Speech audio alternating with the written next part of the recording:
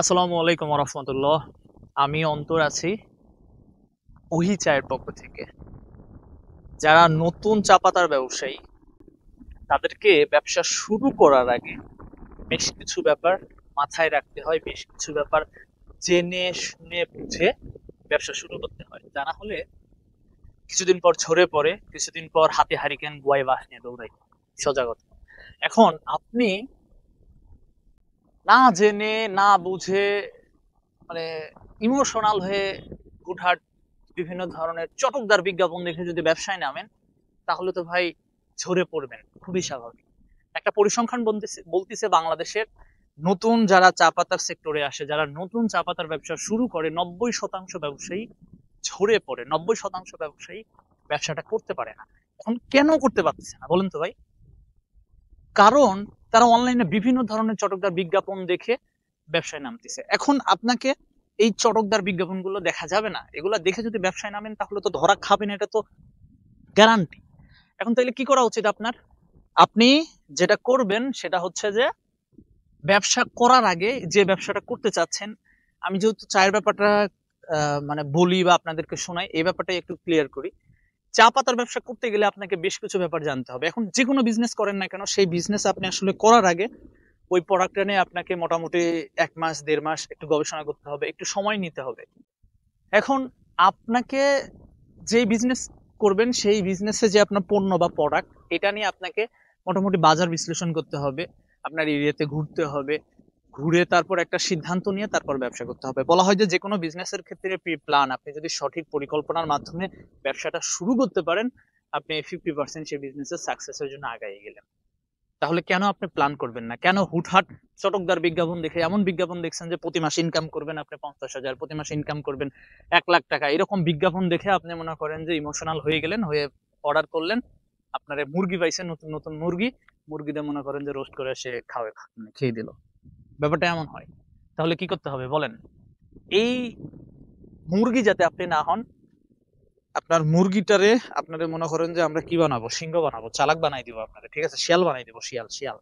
আপনি চালাক হয়ে যাবেন, আপনাকে যে কেউ চাইলেই আর ধরা খাওয়াই দিতে পারবে না। তাহলে আপনাকে কিছু কিছু বিষয় মাথায় রেখে জেনে শুনে বুঝে আপনাকে ব্যবসায় নামতে হবে। এখন কি বিষয়গুলো, সেগুলো আমরা মূল টপিকে চলে আসবো, কেমন? একটু মূল টপিকে আসার আগে একটু দেখি এদিকে লোকেশনটা কেমন আসে আপনাদেরকে। আমি এই মুহূর্তে আসি হচ্ছে সিরাজগঞ্জে, মুখ কালো কিনা আল্লাহ জানে।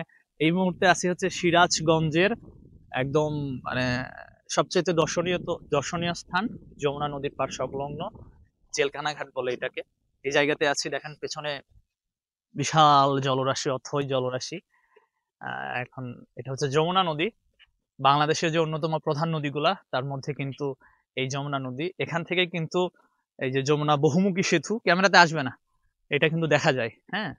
এখান থেকে আমরা আমাদের চোখে দেখতে পাচ্ছি, হয়তো বা ক্যামেরা চোখে আপনি দেখতে পাবেন না। যাই হোক, আমরা একটু কাজের কথায় আসি, কেমন? আমি নিজে আসলে প্রাকৃতিক মনা মানুষ। প্রকৃতির সান্নিধ্যে যেতে ভালোবাসি, প্রকৃতির কাছে যেতে ভালোবাসি, ভালো লাগে নিজের জায়গা থেকেই। এখন আসলে কর্মব্যস্ততার জন্য হয়ে ওঠে না, সময় হয় না। অনেক ইচ্ছা যে একটু বিভিন্ন জায়গায় যাবো, ঘুরবো, আসলে সময় হয় না। যাই হোক, ব্যস্ত থাকতে হয়। আমরা এখন তাহলে কাজের কথায় আসি, কেমন? চা পাতার ব্যবসা আপনি করতে চাইলে প্রথমে কোন ব্যাপারগুলো জানবেন? নতুন যারা শুরু করবেন, খুব ইম্পর্টেন্ট। প্রথম সতর্কতা, কোনো ধরনের চটকদার বিজ্ঞাপন দেখে ব্যবসায় নামবেন না। কোনো ধরনের চটকদার বিজ্ঞাপন দেখে ব্যবসায় নামবেন না। ব্যবসায় যদি নামতে চান, কারো ভিডিও দেখে যদি ইমপ্রেস হন, আমার ভিডিও দেখে যদি ইমপ্রেস হন যে অন্তর ভাইয়ের ভিডিও দেখলাম, ব্যবসাটা মনে হয় করা যাবে, ওকে ফাইন। সিদ্ধান্ত নেওয়ার আগে মিনিমাম 1 সপ্তাহ গবেষণা করবেন। বাজার, আপনার এলাকায় আপনি যে এরিয়াতে বাজারটা মানে মার্কেটিংটা করবেন, সেই বাজারে যাবেন। বাজারে গিয়ে আপনার যারা কাস্টমার হবে, যাদের কাছে আপনি চাটা বিক্রি করবেন, এরকম 20টা হোক, 50টা হোক বা 100টা হোক, তাদের সাথে কথা বলবেন, দোকানিদের সাথে কথা বলবেন যে ভাই, আমি একটা কোম্পানির প্রতিনিধি বা আমি একটা কোম্পানির ডিলারশিপ নিতে চাচ্ছি, তো আমার চা নিয়ে আসলে আপনারা নেবেন কিনা, এভাবে কথা বলবেন। অনেক সময় দোকানে বিজি থাকতে পারে, তার দোকানে 1 কাপ চা খাবেন, চা খেতে খেতে কথা বলবেন। বা আপনার অঞ্চলে কোন গ্রেডের চা চলে, এটা কিন্তু জানতে হবে, হ্যাঁ। আপনি যদি উত্তরবঙ্গের ভাই হয়ে থাকেন না কেন, উত্তরবঙ্গের যদি মানুষ হয়ে থাকেন, তাহলে আপনি জানবেন যে উত্তরবঙ্গে ডাস্ট সিটি এগুলো বেশি চলে। আর আপনি যদি ধরেন ময়মনসিংহ বিভাগ, সিলেট বিভাগ এই অঞ্চলের মানুষ হয়ে থাকেন না কেন, এই অঞ্চলে দেখবেন যে জিবিওপি মিডিয়াম সাইজের দানা যেটা, এটা বেশি চলে। ঢাকাতে বিওপিটা চলে, চট্টগ্রাম অঞ্চলের ওইদিকে বিওপি জিবিওপি দুটাই চলে। আবার বাংলাদেশের দক্ষিণ পশ্চিমাঞ্চল অর্থাৎ কুষ্টিয়া, মেহেরপুর, তারপরে যে ফরিদপুর, আবার দক্ষিণাঞ্চল খুলনা যেগুলা, এগুলাতে ডাস্ট চলে, সিডি চলে।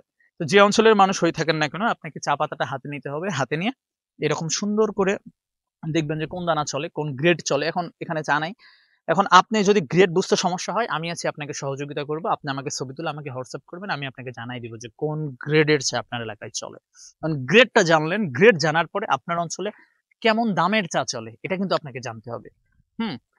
অঞ্চল ভিত্তিক বাংলাদেশে বিভিন্ন অঞ্চলে বিভিন্ন দামের চা চলে। ফর এক্সাম্পল শেরপুর অঞ্চলে যদি যান, অর্থাৎ শেরপুর, জামালপুর এই অঞ্চলে যদি আপনি যান, ময়মনসিংহ এরিয়াগুলোতে, এই অঞ্চলে অনেক কম দামে চা চলে। দেখবেন যে 250 টাকার উপরে আসলে চা বিক্রি করা টাফ হয়ে যায়। এই অঞ্চলের ভাই যদি হয়ে থাকেন, তাহলে আপনি আহ, বুঝতেছেন কত রেঞ্জে চা নেওয়া লাগবে। কম দামি চা নিয়ে আপনাকে বাজারজাত করতে হবে।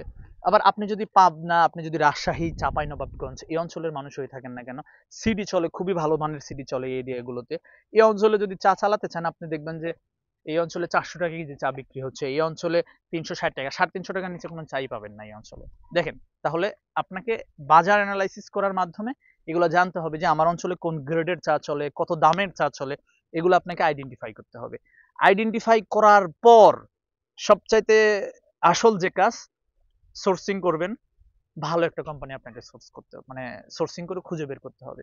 বিজনেসের ক্ষেত্রে সোর্সিং এই ব্যাপারটা খুব খুব খুব ইম্পর্টেন্ট।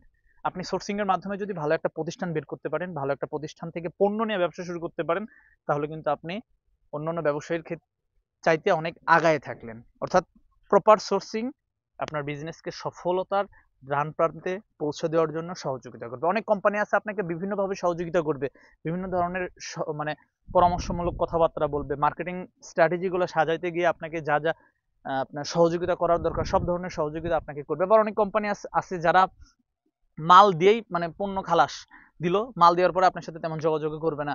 তো এই জন্য বলবো যে আপনি ভালো সোর্সিং এর মাধ্যমে ভালো একটা প্রতিষ্ঠান খুঁজে বের করুন, যাদের কাছ থেকে আপনি পণ্য নেবেন, পাশাপাশি মন খুলে কথা বলতে পারবেন, যারা আপনাকে আপনার বিপদের সময় সহযোগিতা করবে, এরকম একটা কোম্পানি খুঁজে বের করুন। এই যে ভালো কোম্পানি খুঁজে বের করলেন, ভালো ধরেন যে কোন প্রথম থেকে যদি বলি একটু, যে চা পাতা কোন গ্রেড চললো, কেমন দামের চললো, ভালো একটা কোম্পানি খুঁজে বের করলেন। এখন স্যাম্পল নিয়ে নেওয়ার পরে মার্কেটে দিলেন। মার্কেটে ভাই কিন্তু হার্ড ওয়ার্ক করতে হবে। নতুন ব্যবসায়ী একটা জিনিস মনে রাখবেন, যে আপনি চা পাতার ব্যবসা শুরু করছেন, নতুন কোম্পানি, আপনি নতুন মানুষ, নতুন প্রোডাক্ট। আপনি যখন চায়ের দোকানের কাছে যাবেন, আপনার কাছ থেকে সে নিতে চাইবে না, এটা তো সিম্পল হিসাব। আপনি যদি চিন্তা করেন আমি যাব, যাওয়ার সাথে সাথে নিয়ে নেবে, তাহলে এটা ভুল। তাহলে আপনারা কি করতে হবে? লেগে থাকতে হবে। চা পাতার ব্যবসায় সফল হইতে গেলে ধৈর্যের কোনো বিকল্প নাই। প্রচুর ধৈর্যশীল আপনাদের হইতে হবে। মানে ধৈর্য, যে যার যত বেশি ধৈর্য সে তত বেশি, মানে মানে সে তত সফল হইতে পারে। এখানে যদি ধৈর্য না থাকে তাহলে আপনার হবে না। কারণ বাংলাদেশে হাজার হাজার লোকাল চায়ের কোম্পানি আছে। ব্যাপারটা হয় কি জানেন, ওই যে চায়ের দোকানি যারা আছে না, এরা তো অভ্যস্ত হয়ে গেছে। ধরেন যে আজকে এক কোম্পানি আসতেছে, ও 2 দিন পর থাকে না, চলে যায়। আবার আরেক কোম্পানি আসতেছে, ও 2 দিন পর টিকতে পারে না, চলে যায়। এখন প্রথমে যখন আপনি যাবেন, আপনারও তারা ওই একই শ্রেণীর কাতারে ফেলবে, অর্থাৎ বলবে যে মামা ওই তোমরা 2 দিন পর আর আসো না। কারণ তাদের বিশ্বাসের জায়গাটুকু নাই আপনাদের প্রতি, যারা নতুন ব্যবসায় নামে। এখন এই বিশ্বাসের জায়গাটুকু মজবুত যদি করতে চান, তাহলে কি করতে হবে বলেন তো? লেগে থাকতে হবে।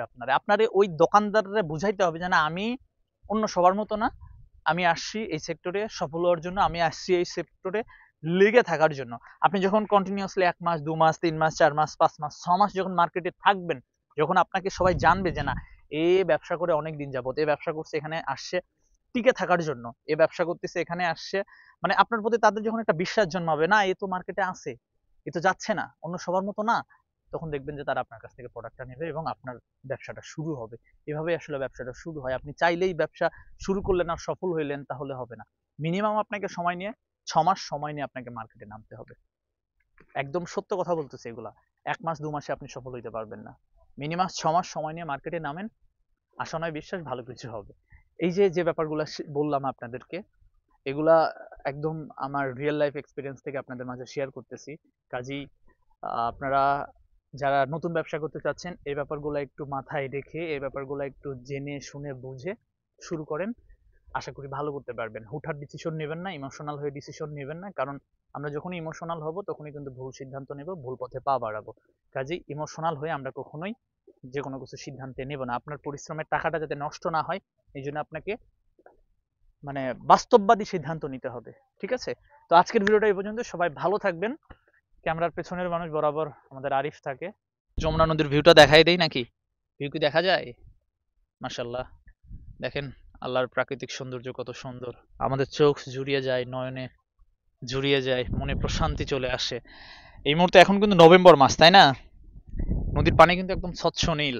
একটু যদি আপনাদেরকে দেখাই, তো এখন কিন্তু নদীর পানি কিন্তু একদম নীল, একদম নীল। দেখেন একদম নীল, কতটুকু দেখা যাচ্ছে জানি না, একদম নীল পানি এখন।